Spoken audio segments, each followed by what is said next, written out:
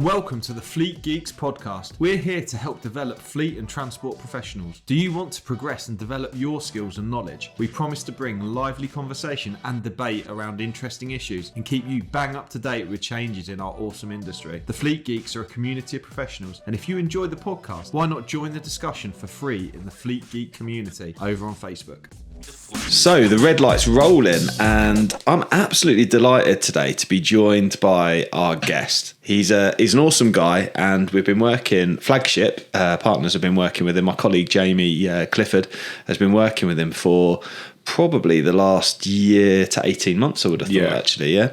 So I've got Wojciech. I'm not going to try and pronounce your surname because I'm just going to embarrass myself. But if you can, for the listeners, Wojciech, you're able to just introduce yourself, if that's okay. Yes, I'm Wojciech Pilisniak.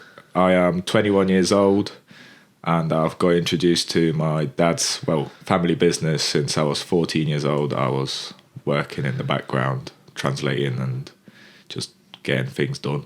Good man. Do you know what? I think that's absolutely awesome.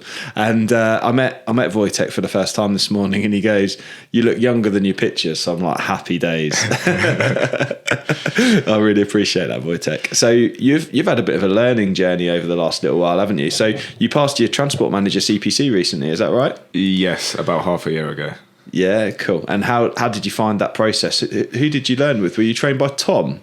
MDR, with Tom, yeah. Yeah, you're with Tom, yeah. So Tom's a friend of mine. He's a good guy. He'll be pleased to listen to this. How did you enjoy the learning process? Was it good? It was good. It was very different to how things actually are. Yes. So what I knew, I had to relearn everything from scratch, because what I knew is different to what you have to know to pass the exam. Yeah, got you. And that's a really interesting thing, right? So for some time we've spoken about how the actual content of the course isn't really like the things you necessarily need to know to be compliant. Yeah. And you're kind of like a walking, talking example of that, because the thing is you've been involved with running the business and obviously doing a lot of the translation and stuff. Just for listeners' benefit, is that it was a family business, and obviously your family, some of them, their English wasn't as good as yours? Yeah, so basically my dad moved it in 2002.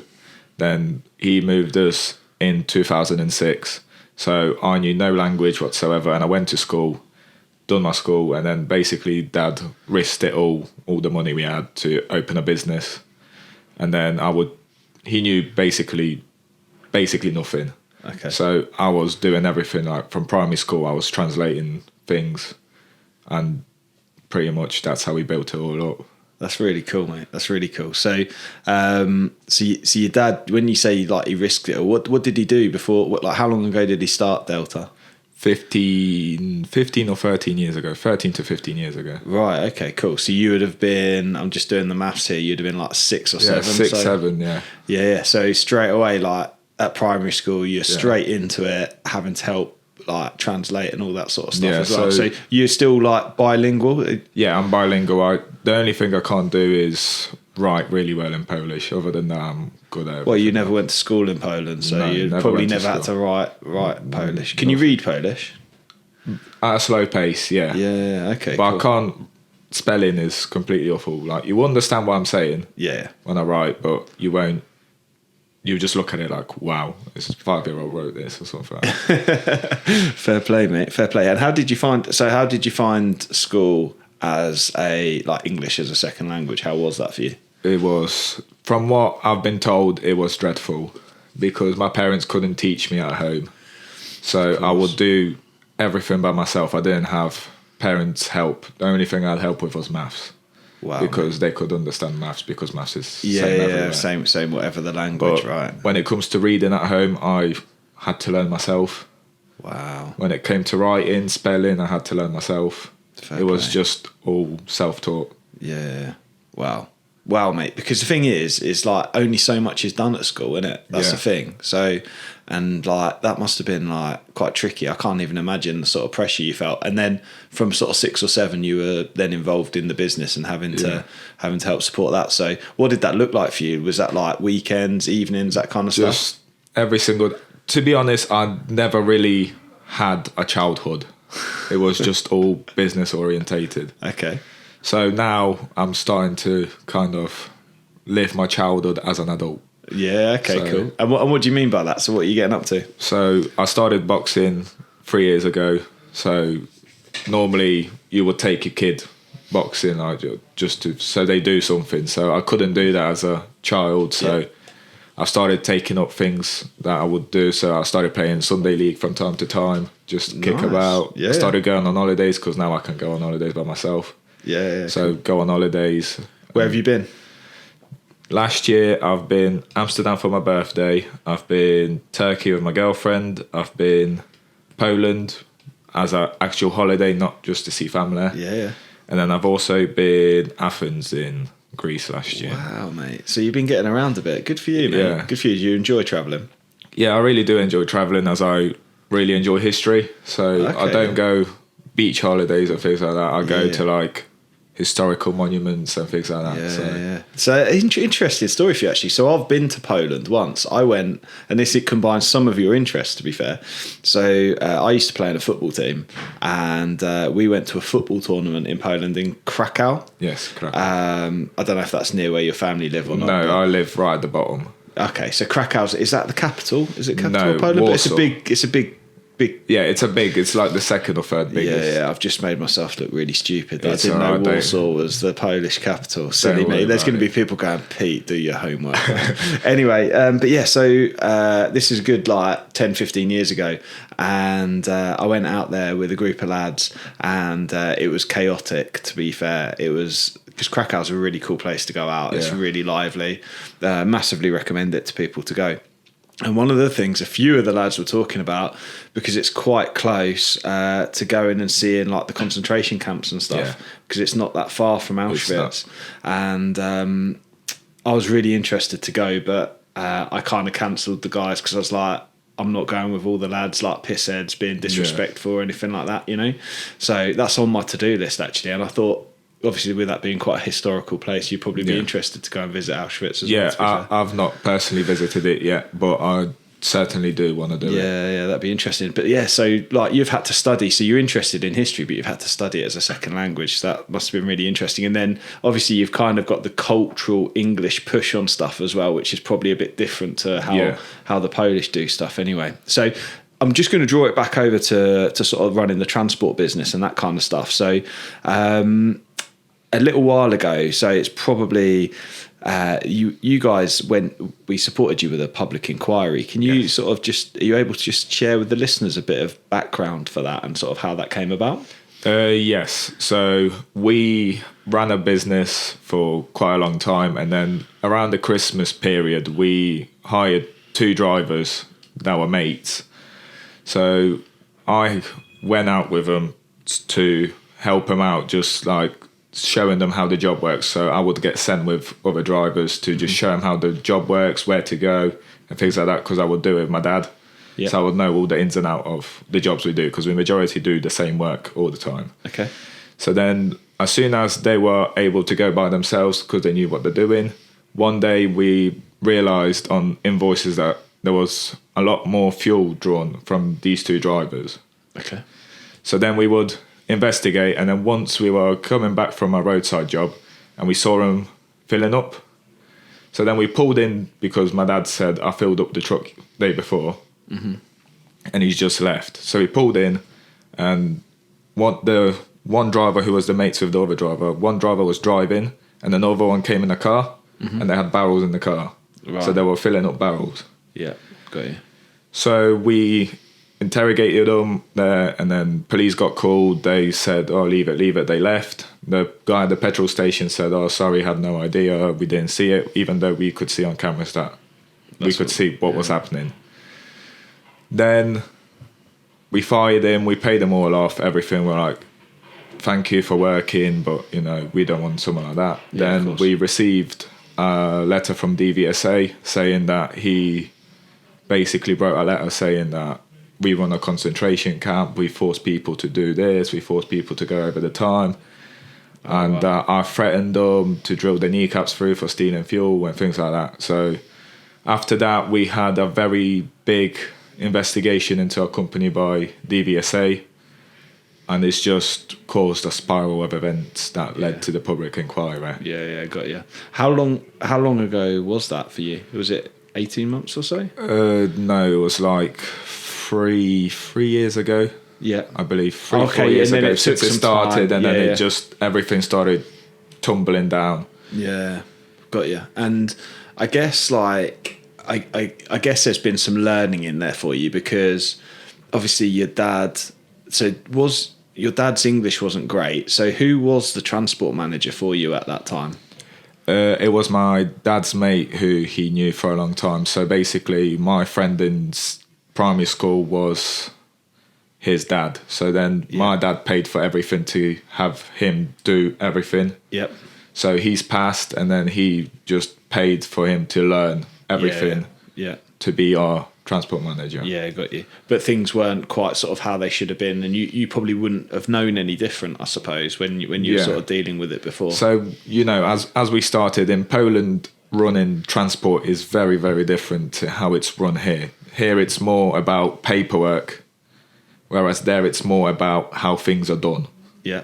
So here, if it's all done properly, but you don't have the paperwork for it, you get done for it. Yeah. Whereas there, if you don't have paperwork for it, but you can prove that it's all being done correctly, then it's more leeway. They understand that paperwork takes time, and sometimes paperwork gets lost. Yeah. Whereas here, it's completely different. If you don't have paperwork, it's never been done. Yeah. They're quite strict rules, isn't it? Yeah, it is very strict. So you've sort of found that process. And what's that learning curve been like for you over the past sort of 3 years? So you've been, obviously you would have needed to change the transport manager, and I guess you've had some probably tough times from an operational point of view as well, with COVID and things like that to go through. It must have been quite tough.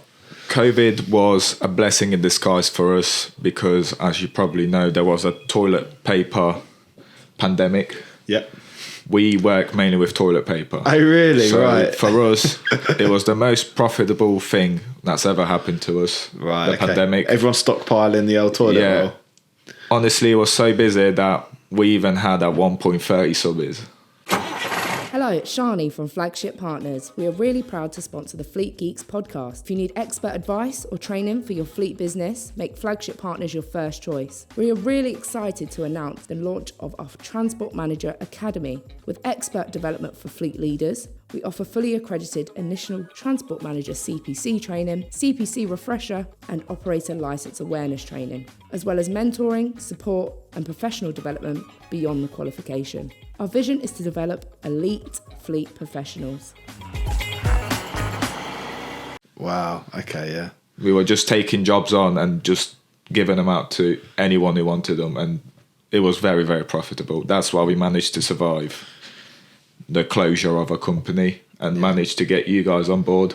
Yep. And basically pay you guys just to be on the license for 3 months. Yeah. To even not even have, we didn't even know whether it will survive, whether we'll get it back, but we were willing to take the risk. Yeah. To just go for it. Yeah, absolutely. And obviously we went through that process where we sort of helped prepare you for the public inquiry. So just for the listeners, so some of them won't have been through that, and obviously it would have been quite emotional for you, I would think, because it was like your family business, right? So what did that feel like, going to the public inquiry? Going to it, I didn't feel as stressed, because I joined the company as a director just because I was told to, that they're going to look at it differently, because I've stepped up the person who was writing all these emails and translating everything to the DVSA officers for like when they came to us. Yeah. So it's like there was this transition period where you're taking control. Yeah, so we felt like we're going to get a bit more leeway. But now how I've done that, I feel more responsible, and I believe that we already knew that we're going to get allowed to have it because of me joining on. Because they would see that the person who was actually running it is coming on now. So we'll give him a chance. Yeah. So we didn't feel as stressed that, we're not going to get it, because we all felt positive. Yeah, got you. And obviously you'd done a lot of background work to prepare for it as well. You Yeah. hadn't just gone, oh no, we've had, this nightmare with DVSA and what have you. You didn't just sit on it, from what I can tell. You sort of took action. You got our solicitors involved. Yeah. So they helped support you. You got us on board to help support you as well, to make sure things were right. And obviously then took that advice around sort of your dad doing less and you doing more, and sort of running it, and then you went and obviously trained as well. So it's good that you had a positive outcome, wasn't it? So it's amazing, because I can't imagine what would have been. Yeah, if it hadn't worked out. Yeah, I believe I would start from scratch, but under my name only. Yeah. Okay, so tell me a bit more about. And I know you've been able to sort of carry the business on, which is good. But tell me a bit more about the things you've learned during this process. I've learned quite a bit of things. Excuse me. How shall I start? I learned that the transport manager really is a key point in the business, because the last one we had done a lot of work, but compared to what gets done now, he didn't really do a lot. Mm-hmm. But back then, it felt like a lot. Yeah. So it's kind of changed your expectation of the things that are involved. Yeah. I've also learned that doing something the correct way is sometimes wrong, and doing it like a prolonged way is better, as in looks for the company. Yeah. So so like just getting the job done sometimes isn't enough. You need to kind of go that extra mile, even though you don't need to. But it's just sometimes DVSA would look at paperwork and say it's done correctly, but it's wrong. Yeah. Because, for example, you have a defect and you just put fixed. Mm-hmm. That's, for example, it's done correct, but it's not done correct. You need to write, for example, if it's a bulb, I've replaced the bulb with this bulb. Yeah. Instead of just saying replaced or fixed. That's not enough. Yeah. To satisfy the needs. So do more. Do it more in detail, like they taught you in school, really. So put the question in the answer. Yeah. And it's it's a challenge, isn't it? Because you have to. Yeah, you almost have to like make sure that you've covered all the bases when you're sort of doing that work. Okay, and how did you find so just going back to your transport manager training and your CPC training, how did you find the exam process? How was that for you? The case study was one of the easiest things I think I've done ever. Oh, okay. It was because you have all the answers with you. Like, you can't get anything wrong. Okay. Or at least I don't believe you can. Yeah. Because I do believe there's some people that find the case study harder. Yeah. But for personally myself, it's just all there. Yeah. But for the multiple choice, I found that harder because I only work UK jobs, and there's like 30 to 40% of the exam is also European work. So all I knew there is what I've learned.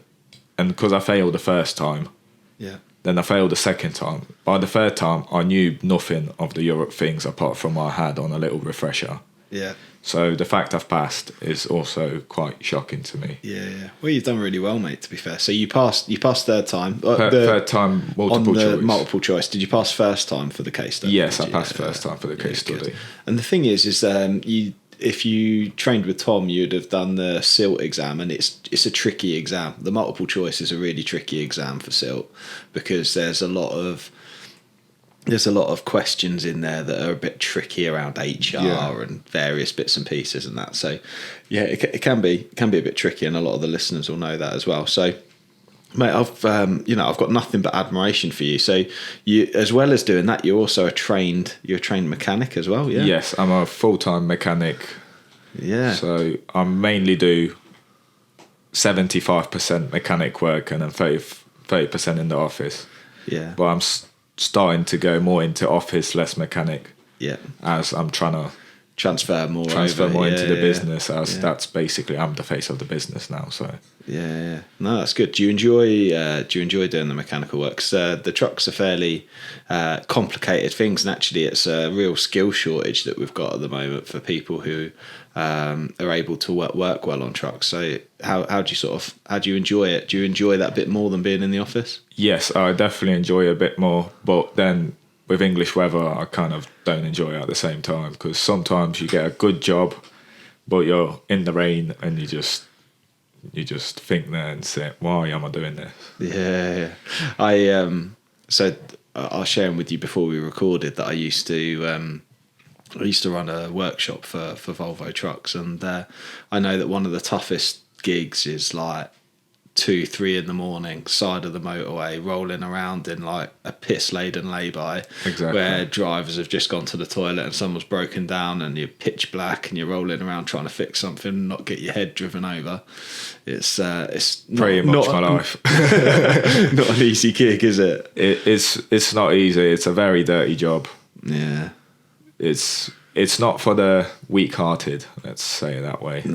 No, neither's facing the traffic commissioner either. Exactly. Or getting into a boxing ring, by that matter. I see a bit of a thing here, right? You're a bit of a glutton for punishment, working in the workshop, becoming a transport manager, going to a public inquiry and being a boxer as well. Yeah, I like fear. Fear is a motivator. Keeps me alive. Oh, good for you, mate. Well, Wojciech, it's been an absolute pleasure having you on the podcast. I've really enjoyed it, and I hope the listeners have as well. And thank you for sharing. And hopefully I know you're an avid podcast listener, so hopefully you'll have a listen at some point too. Yeah, I will have a listen. Hopefully you have me back soon. Yeah, appreciate it, Wojciech. Thank you very much, and thanks for listening, guys. See you on the next one.